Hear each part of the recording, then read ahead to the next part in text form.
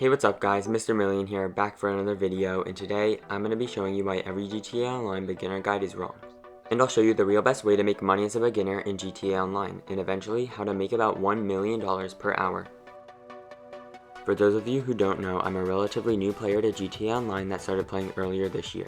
And when I started playing, I looked at a lot of beginner guides to make money, but none of them were very effective. But through my own experiences, I've discovered a much more profitable approach to making money as a beginner in GTA Online, which I'm going to be sharing with you throughout this video. Just a reminder before the guide starts, if this video is helpful for you, don't forget to leave a like and subscribe to the channel if you're new for more amazing GTA content. Throughout this entire video, the current objective will be in the top left corner. For the first part of the guide, I actually agree with many of the other popular beginner guides.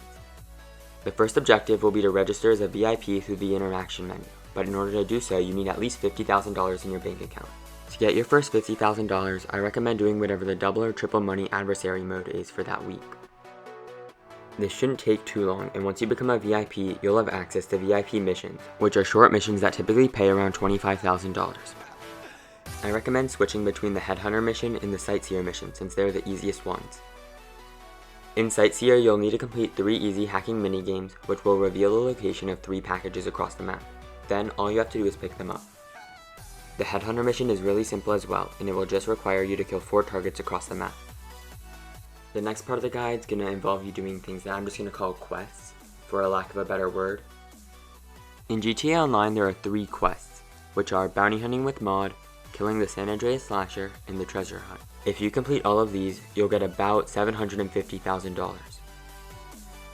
The Bounty Hunting quest starts when you get a text from someone called Mod. Mod's going to ask you to kill or capture a target. There are 5 targets in total, and once you kill all 5, Mod will reveal the location of a hatchet to you. Once you get this hatchet, you'll have to kill 25 people with it. This will give you $250,000. The Treasure Hunt quest starts when you get an email from someone showing you the general location of the treasure.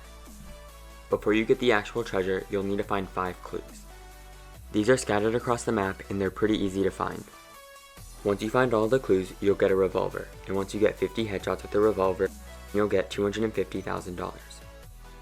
The last quest involves killing the San Andreas Slasher, which is a serial killer in Los Santos. In order to find him, you'll need to discover 5 clues, which are scattered across the map. Once you find all 5 clues, you'll get a text from the San Andreas Slasher. Once you get this text, go into the desert at night and wait for him to spawn.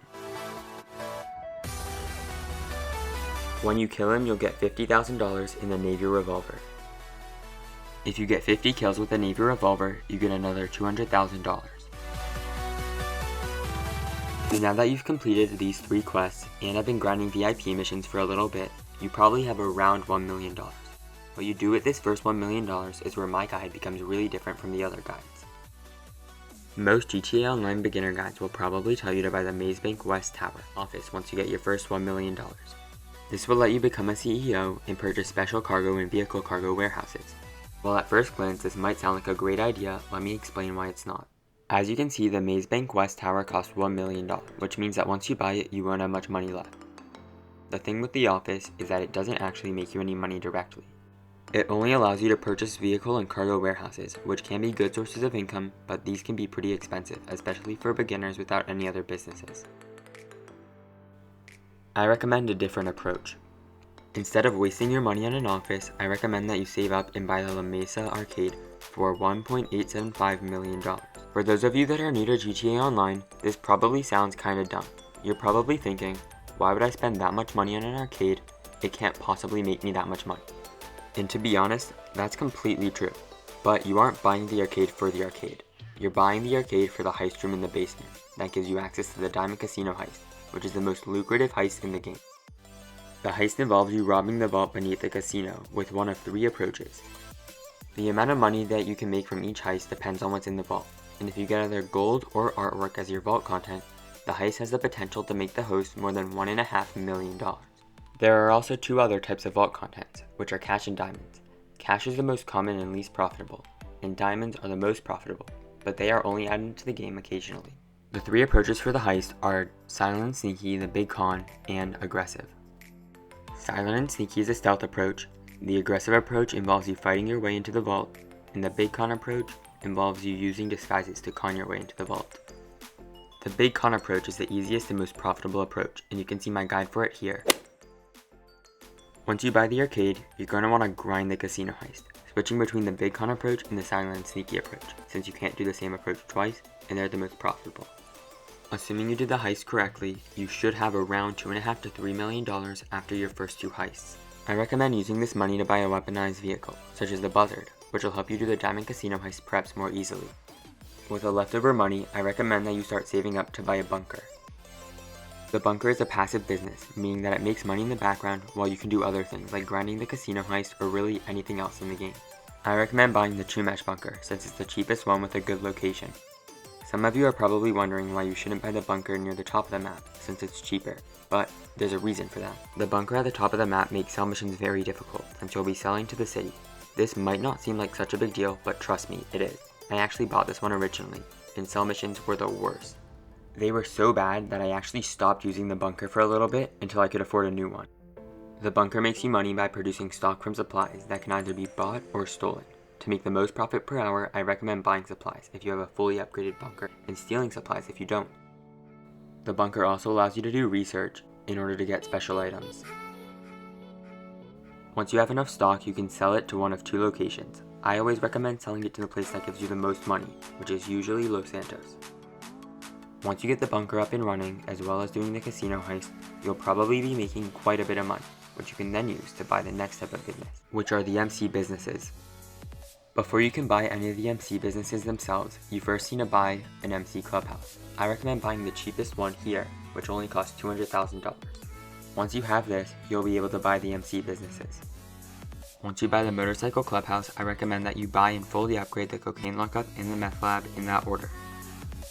The rest of the businesses, in my opinion, just aren't worth buying since their profit per hour isn't that high and you can spend your money in much better ways. Buy the location for the businesses that I show here. The MC businesses are passive businesses that you run as an MC president, and they work similarly to the bunker. The businesses involve selling product that is made from supplies, the same way as the bunker. I also recommend buying supplies for them instead of stealing supplies, just like the bunker. Once you have all the MC businesses fully upgraded along with the bunker and the arcade, you should be making more than enough money to buy literally anything you want in the game.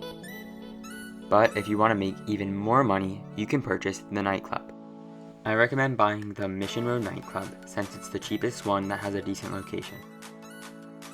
The Nightclub is the ultimate passive business because you only have to worry about selling your stock. You don't even have to worry about buying supplies because your technicians will do it for you. This should be one of the last businesses that you buy because it relies on other businesses in order to make money. This is because your existing businesses determine what products your technicians are able to procure.